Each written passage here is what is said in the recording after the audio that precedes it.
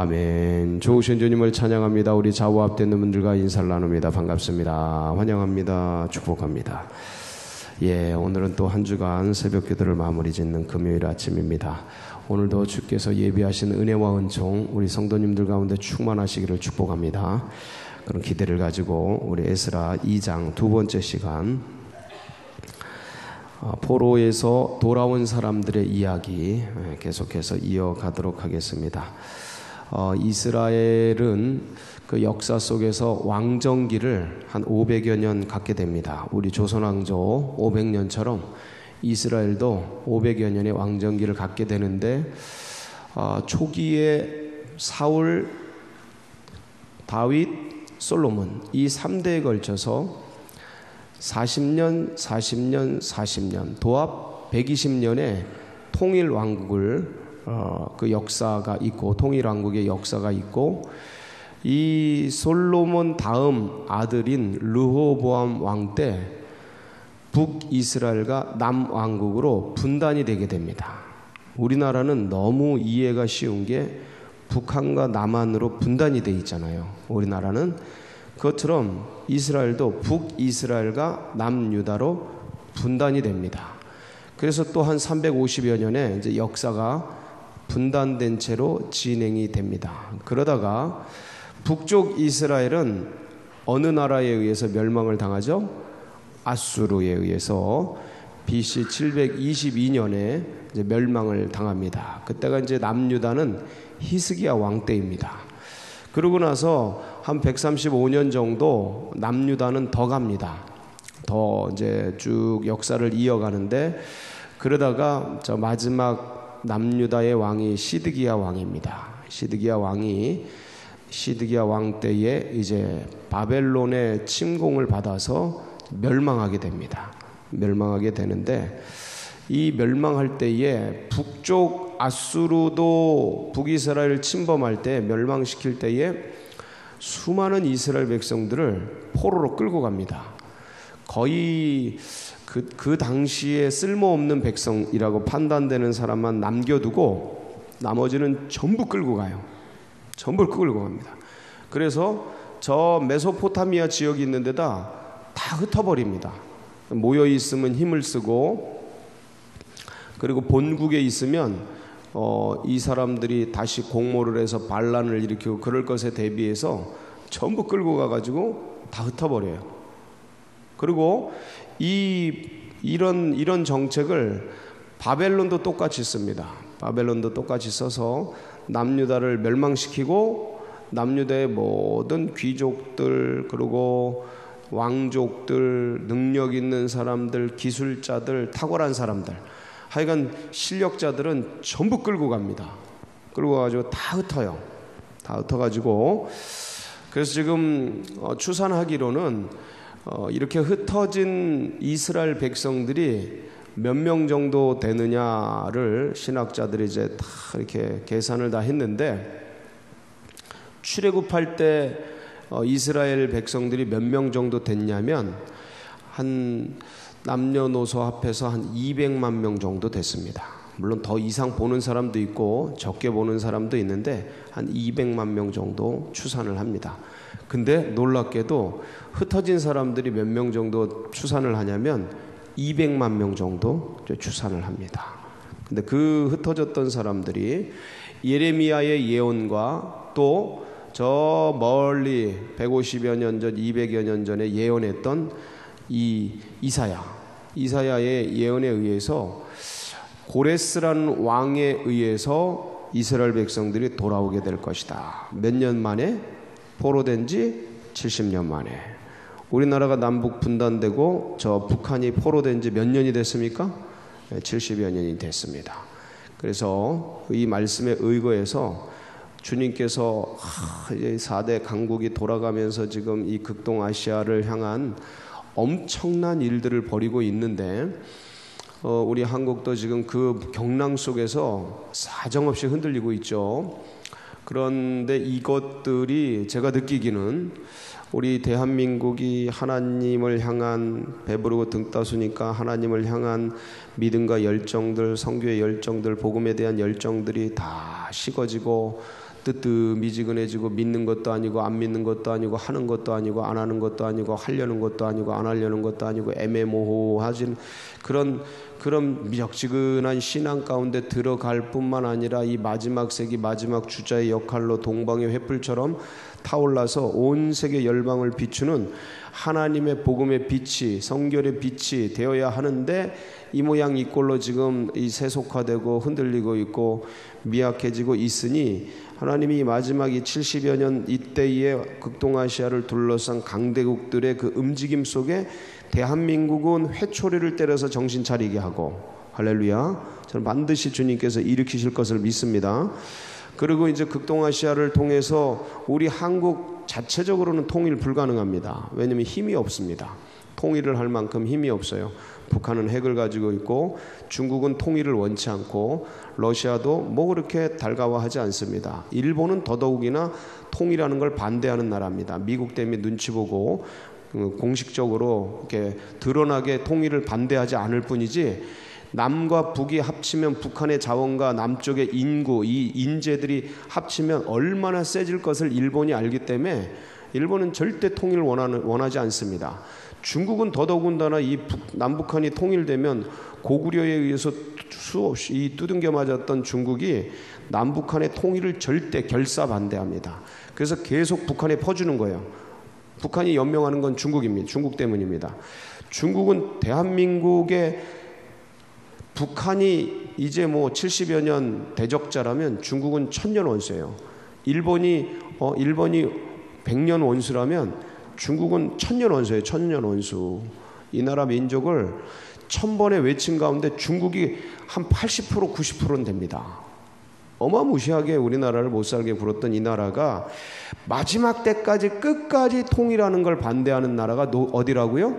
중국이에요. 중국. 뒤에서 안 그런 척 하면서 뒤에서 다 돈 대주고 물질 대주고 핵 개발하도록 다 자료 대주고 다 해가지고 중국은 가만히 있으면서 북한이 다 일하도록 그렇게 앞에 조종하는 게 중국이에요. 근데 이 얘네들이 남북한이 통일되는 걸 원한다고요?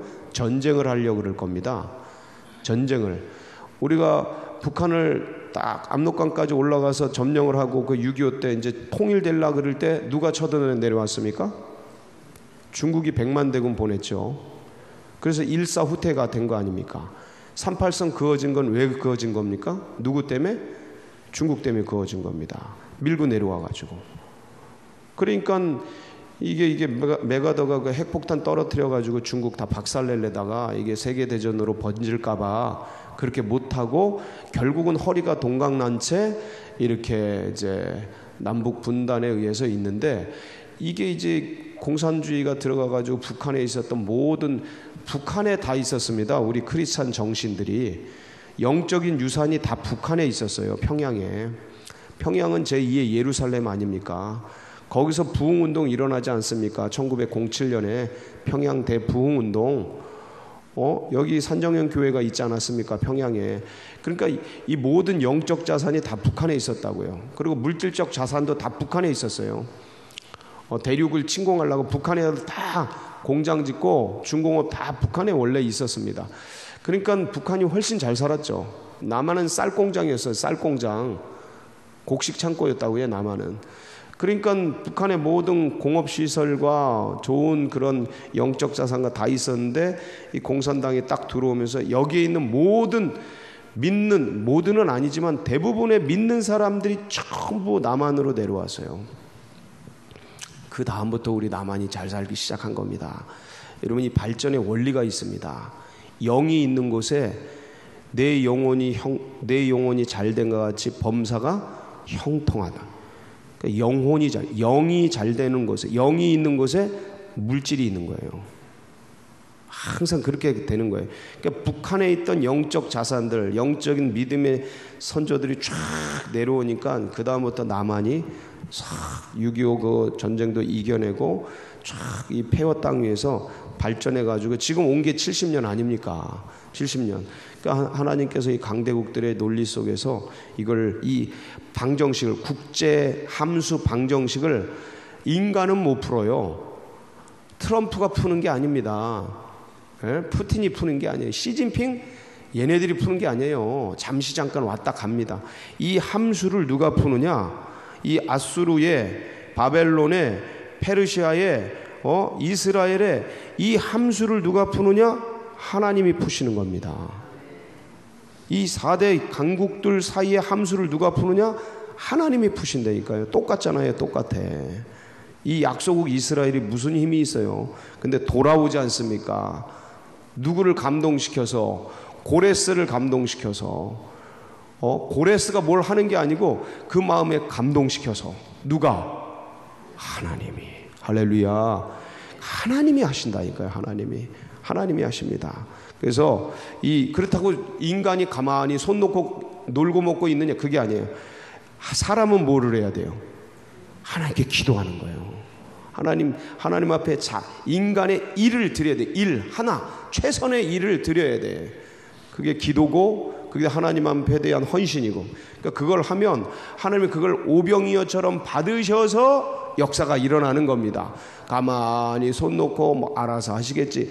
이거는 운명론이에요. 운명론. 그건 운명론이고, 그거는 믿음이 아니에요. 그건 믿음이 아니야. 그래서 하나님이 하실 걸 알면서 그 하나님이 하실 일에 대해서 세례 요한처럼 자기의 생애를 들여서 주님이 하시도록 레드카펫을 깔아드리는 거예요. 그 주님이 하시도록 기도하고, 주님이 하시도록 헌신하고, 그럼 그걸 가지고 오병이어처럼 삼아서 역사와 기적을 일으키는 거예요. 그때 비로소 하나님이 하셨구나, 이걸 알지. 손 놓고 가만히 있으면 하나님이 하시고 있는 이 일들도 몰라. 지금 지구가 어떻게 돌아가는지, 인생이 지금 기동하며 사는 게 누구 덕분인지, 온 만물 천하가 꽃피고 일어나는 게 누구의 힘에 의한 건지, 지구 자전이 되고 공전이 되고 이 공중에 떠 있는 이 힘이 도대체 누구에 의한 건지 아무것도 모른 채 우상 섬기고 있고 지잘난 맛에 사는 게 인생들이에요. 하나님께 일을 최선을 다해 기도하고 최선을 다해 헌신하고 주님 앞에 그럴 때 하나님이 하신 걸 알게 돼. 그렇게 감동된 사람들을 주님이 찾으시는 거예요. 그 사람들 명단이 오늘 우리가 읽은 거예요. 오늘 우리가 읽은 거예요. 이게 이 명단들을 보면 저도 모르고 여러분도 몰라요. 몇 사람 알아? 솔로몬 자손의 종들 뭐 이런 거 몇 사람 알아? 바르실레 후손들, 헌신한 후손들, 이런 거 몇 사람 아는데, 오늘 느디님 자손과 솔로몬의 종의 자손들, 그리고 기타 귀한 자들의 명단 아닙니까? 쭉 명단들이 나오는 거잖아요. 도합 몇 명이냐면 64절에 보니까 온 회중의 합계가 몇 명이에요? 42,360명. 그 밑에 남종과 여종 7,337명. 그다음에 노래하는 남녀 200명. 그러니까 합쳐서 인간은 몇 명? 하여간 5만 명쯤 돼요. 5만 명. 4만 9천 몇 명, 5만 명쯤 돼요. 그러니까 5만 명이 돌아오는데 재산하고 목록 나오고 그러잖아요. 근데 이때 흩어진 자들이 200만 명 중에서 지금 몇 명 돌아온 거예요? 5만 명 돌아온 거예요. 2차 귀환 때 몇 명? 1,700명. 3차 귀환 때 몇 명? 몇 명 돌아와요? 합쳐서 한 5만 5천 명도 안 돼요. 200만 명 중에서 5만 5천 명 돌아오는 거거든요. 누가 돌아오고 싶겠어요? 누가 뭘 하고 싶겠어요? 이들이 누구냐면 하나님께 감동된 사람들. 하나님께 감동. 항상 이 사람들이, 이분들이 계셔. 이 하나님께 감동되어 하나님께 일을 드리는 사람, 최선을 드리는 사람, 자기의 생애를 드리는 사람, 하나님 마중물처럼 부어지는 사람들, 오병이어처럼 드려지는 그 물고기 한 마리, 떡 한 덩이 같은 그 삶을 살아내는 그들이 있어요. 그러니까 주님이 이 5만 명 딱 데리고 제2의 이스라엘을 건국해내는 거예요. 할렐루야. 여러분들 그런 생을 사세요. 한 번 사는 인생 왔다가 먼지처럼 사라지잖아요. 세상 것은 하나님께 붙들림 받아서 쓰임 받아 영원한 별처럼 하나님 나라의 별처럼 빛나는 아름다운 인물들 되세요. 뭐 여기까지 와서 우리가 뭘 볼 게 있어요? 하나님 빼고 뭘 볼 게 있어요? 남편 볼래? 부인 볼래? 뭐 자식 새끼들 볼래? 뭘 볼래요? 여기서 무슨 덕을 보려고? 에? 볼 게 뭐 있다고? 아무것도 없어요. 결국 인생은 혼자 왔다? 혼자 가는 거예요. 외로워. 나만 외로워. 다 외로워. 인생들이 군중 속의 외로움이에요. 누가 없다면? 하나님이 없다면. 얼마나 외로운데요. 옆에 사랑하는 이를 붙여놓고, 사랑하는 애들을 붙여놓고, 저 애들 셋이나 됩니다. 하여간 뭐 서로 죽고 못 살아. 근데 다 붙여놔도, 다 있어도 혼자야. 혼자 왔다 혼자 가는 거예요. 인생이 그렇다니까. 누가 없다면? 하나님이 없다면. 이거보다 허망한 인생이 없습니다. 죽도록 먹고 논다 해도 야, 이러려고 왔나? 그러고 죽는 게 인생이고. 그러니까 잠시 왔다 잠시 가는 인생을 영생으로 바꿔주시는 분이 계시니 이 물 같은 인생을 포도주로 바꿔주시고, 이 허무한 인생을 영적인 영원한 의미로 바꿔주시는 그 존재가 있으니 그분이 누구셔요? 예수? 할렐루야. 이분 만나서 결국 이분 위에 살다 가는 인생이 영원한 행복을 누리는 삶이에요. 그 감동받은 사람들이 이 사람들. 그 수많은 인류의 많은 사람들 중에 감동받아서 세상을 떠나 그 200만 명이 살던 그 문화, 얼마나 찬란한 문명이었어요. 바벨론 문명. 그리고 페르시아가 차지해서 페르시아 기가 막힌 문명, 그 세상 문명을 떠나 폐허가 됐을지언정 성전이 있는, 성전을 지을 하나님의 땅, 지금으로 말하면 믿음의 세계예요. 믿음의 세계. 청교도들에 의하면 신앙의 자유가 있는 땅, 미국. 그 건너가서 아메리카에 미국을 세우잖아요.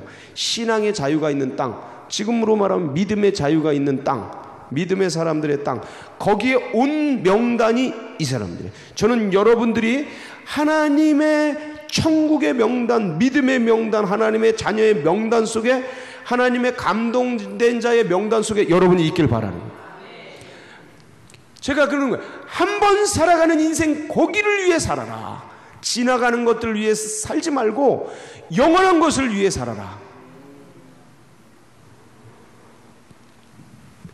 이사야가요, 이게 언제 예언했는지 잘 모릅니다. 명확하질 않아요. 왜냐하면 이사야가 오래 살거든요.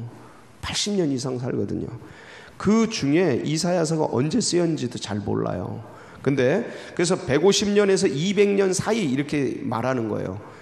150여 년 전에서 200년 사이 전에 이 고레스가 일어날 것도 예언하고 하나님의 백성들이 돌아올 것도 예언해요. 예레미야처럼 확실하게 70년 만에 돌아온다 이런 예언은 하지 않는데, 흩어졌던 백성들이 주님께로 돌아올 것이다 라는 예언은 한단 말이에요. 그게 이사야서 10장 20절에서 23절이에요. 같이 한번 읽어볼게요. 시작. 그날에 이스라엘의 남은 자와 야곱 족속의 피난한 자들이 다시는 자기를 친자를 의지하지 아니하고 이스라엘의 거룩하신 이 여호와를 진실하게 의지하리니, 남은 자 곧 야곱의 남은 자가 능하신 하나님께로 돌아올 것이라. 이스라엘이여, 내 백성이 바다의 모래같이라도 남은 자만 돌아오리니 넘치는 공의로 파멸이 작정되었음이라. 아멘. 이미 작정된 파멸을 주 만군의 여호와께서 온 세계 중에 끝까지 행하시리라. 22절 한번 보여주세요. 자, 이스라엘이 이제 끌려갔어요. 끌려가서 하나님께서 하나님의 사람들을 주의 땅으로 돌이키게 하시는데, 귀환하게 하시는데, 돌아오게 하는데, 누구만 돌아온다고요? 이스라엘이여, 내 백성이 바다의 모래 같을지라도 누구만 돌아온다? 남은 자. 그게 누구라고요? 이 사람들 명단이에요. 여러분, 지금 이 세상이 썩어가고 있어요. 한국교회도 아주 힘들어지고 있어요. 저는 근데 이게 오히려 한국교회를 깨울 거다 이렇게 보는 사람이에요. 이게 한국교회를 깨울 거다. 하나님의 사람들을 일으킬 거다. 바알에게 무릎 꿇지 아니한 이 새 속에 무릎 꿇지 아니한 7천의 용사들을 일으킬 것이다. 횃불 들고 싸울 300용사 같은 하나님의 백성들을 일으킬 것이다. 그 남은 자 중에 하나님께 감동되어서 하나님의 진정한 성전을 세워드리고 하나님의 나라 복음을 위해 살 감동된 백성들, 그 남은 자 여러분이 되시길 축복합니다. 같이 기도하시겠습니다. 이런 믿음이 우리 다음 세대들에게도 흘러가고 그리고 새 가족들의 가슴 속에도 새겨지도록 여러분 위해서 기도해 주시고, 이런 믿음의 백성들이 일어나도록 이 나라 민족을 위해서 또 우리 서울제일교회 나가는 앞길, 우리 교회들 나아가는 앞길 위해 기도해 주시고, 여러분 각자의 기도 제목 붙들고 하나님이 남은 자 중에 우리 있게 하여 주시고 하나님의 영적인 자손들이 많이 일어나도록 기름 부어 주옵소서. 우리 주여 한번 부르짖고 기도하며 나갑니다. 부르짖습니다. 주여